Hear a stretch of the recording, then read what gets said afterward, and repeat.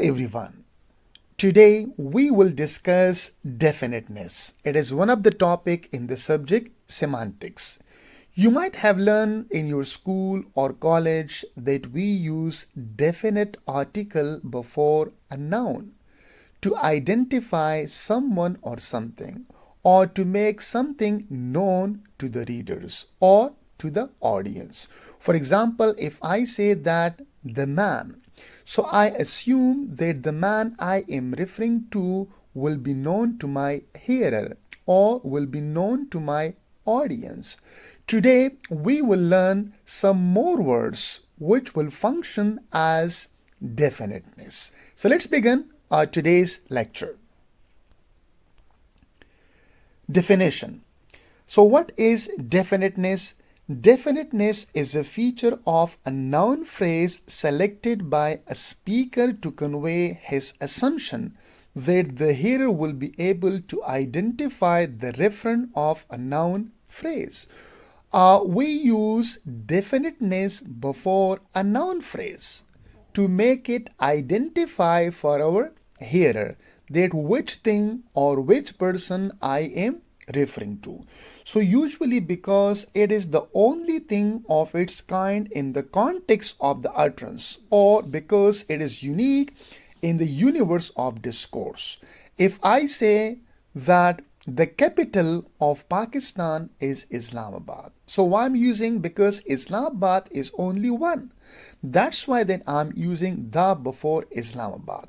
But we don't have only the or the as a definite article or only as a definiteness in English grammar. We have some more words also. So we will discuss now. Here we have example.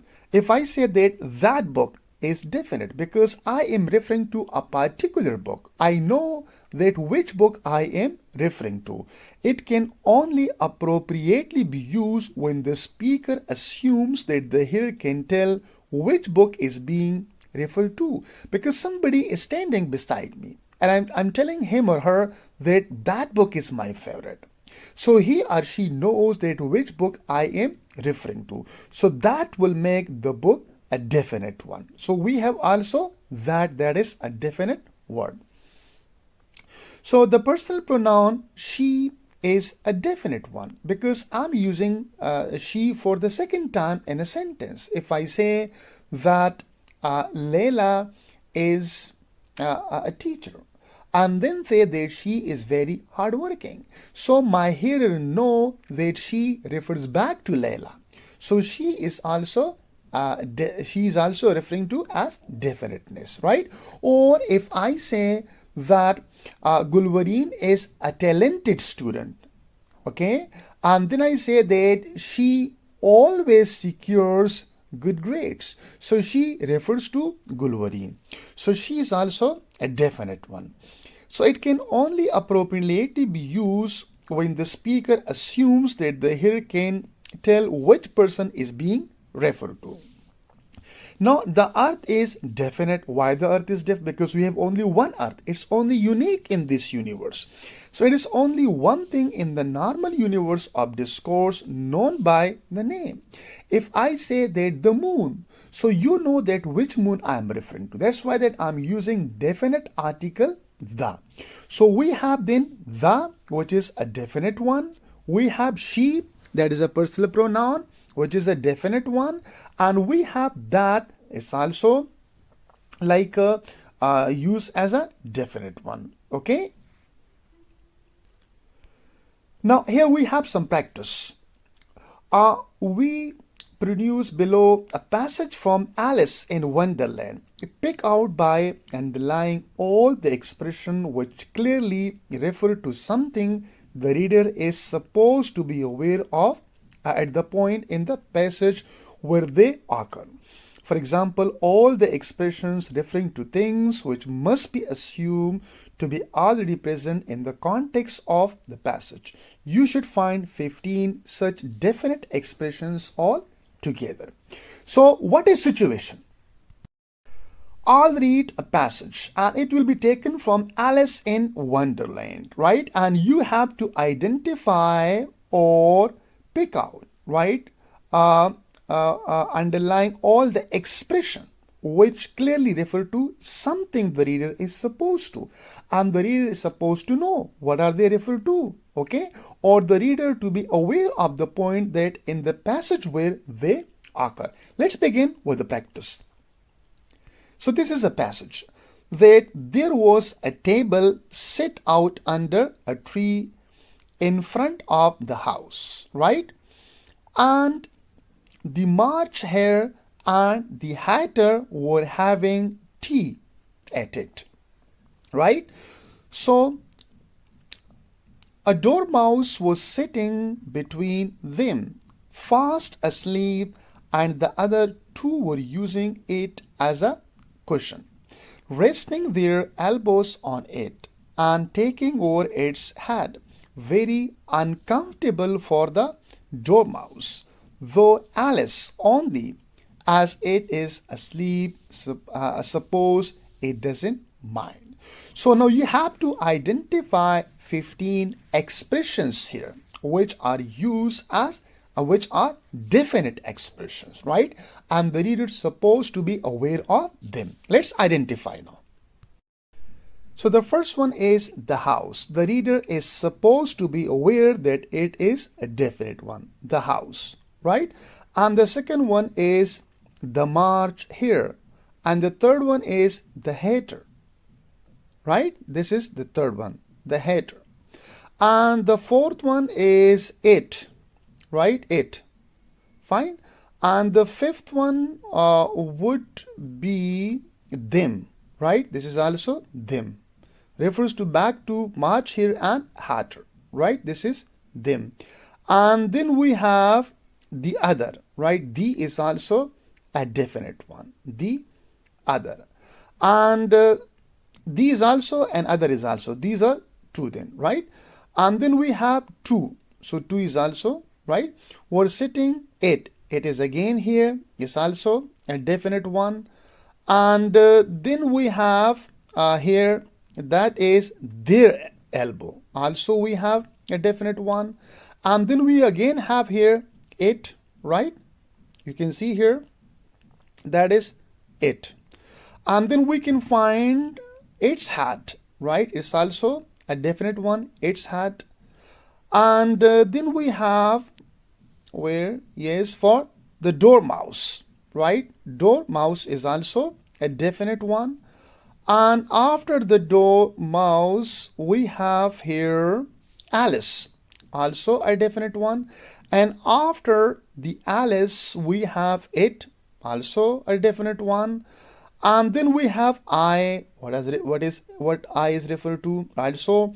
And finally, we have it again, a definite. So you can count now, there are 15 expressions which are definite, and they refer back to something, or the reader assume that that he or she is aware of it, right? Now the word it occurs 5 times in this passage. To which different things does it refer to? We are talking about the word it, right? For example, that is it here. So it occurs 5 times.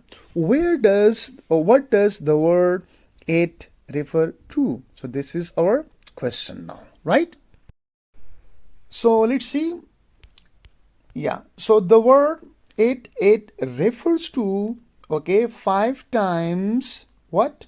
Yes, the table and the dormouse. You see the table. There was a table set out under a tree in front of the house, and the March hare and the hatter were having tea at it. So it refers to the table. And again, it refers to the dorm. And a dormouse was sitting between them, fast asleep, and the other two were using it, right? So it refers to the table and dormouse. Fine.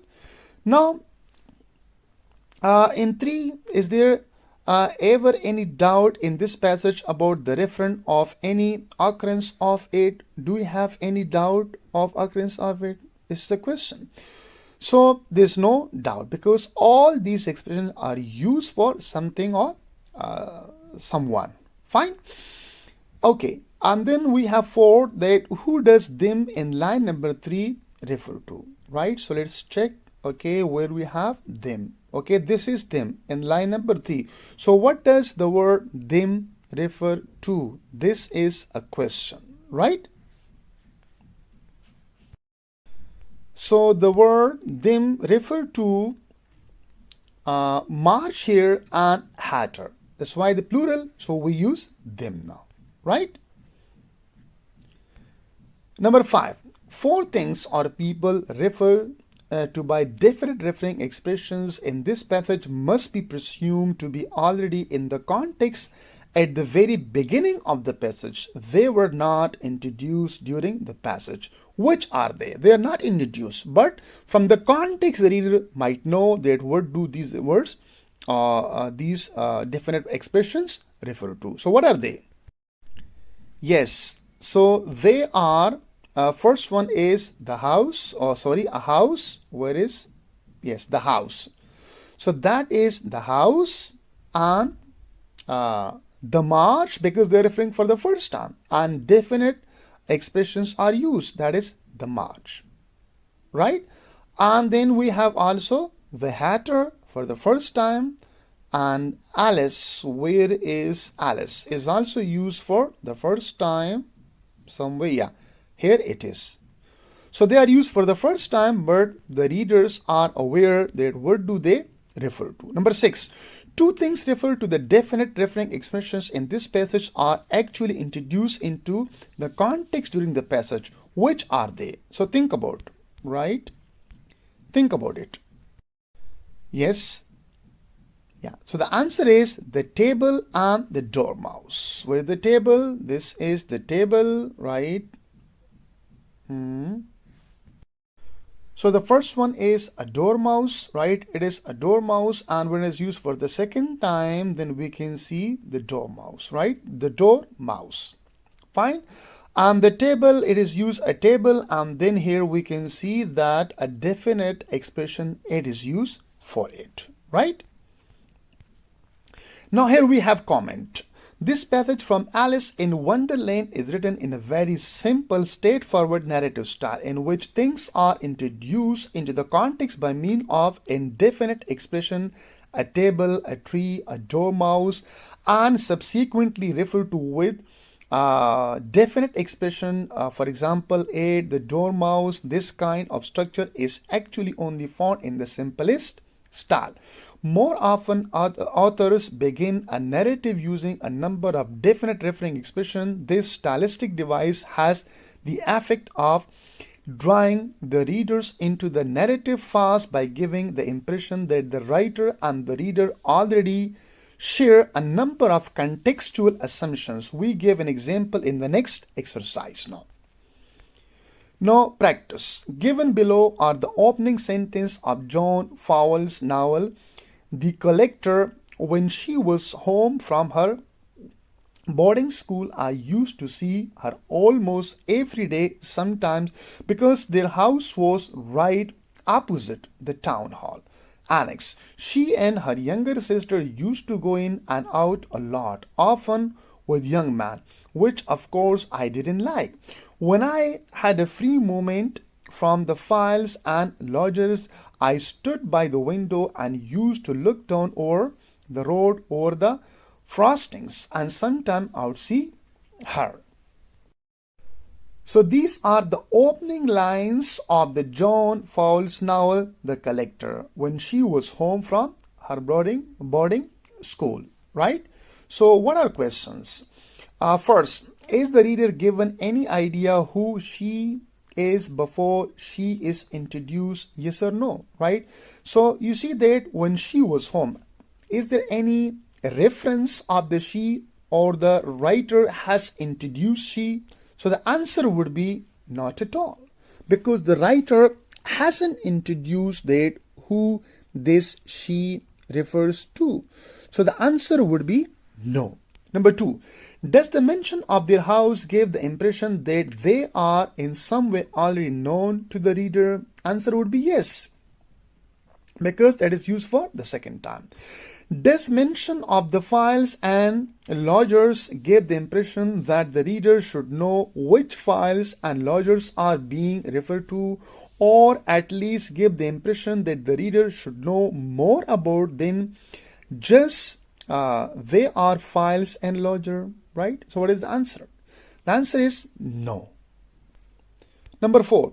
In normal conversation, if a person was recounting some story, would he usually begin a narrative using she without indicating in advance who he was talking about? Not at all. Because like in a normal conversation, we must introduce that who this she or he refers to.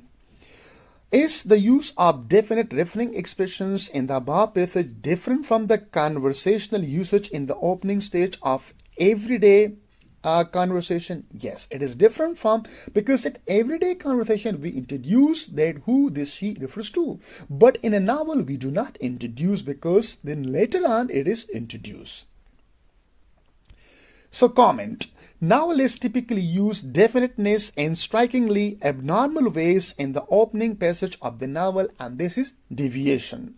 Abnormal. That is from the point of view of the everyday conversation, right?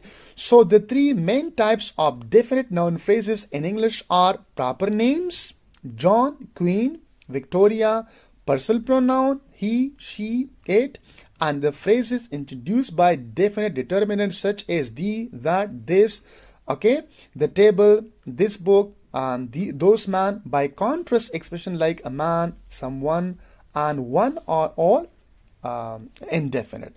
So we have three different ways where we can introduce definiteness in English. First, that is through proper names. When we are using proper names, so they are definite. And when we are using personal pronoun like he, she, it, so also they are definiteness, right? And the third one is phrases introduced by definite determinants such as the, that, this. When you use this, that, or the, so they show what? That something is definite, or they show definiteness, right? So we have like a definite determiners, the, that, this. We have personal pronoun, he, she, it. We have proper noun. So thank you so much. It was all about definiteness. So we define what is definiteness, and we learned that how to identify some definite expressions in English. And finally, we learned that there are three categories of definiteness or definite expression in English. That is proper names, personal pronouns, and definite determiners. So please don't forget to subscribe and like the channel, and please provide your valuable comments. Thank you so much.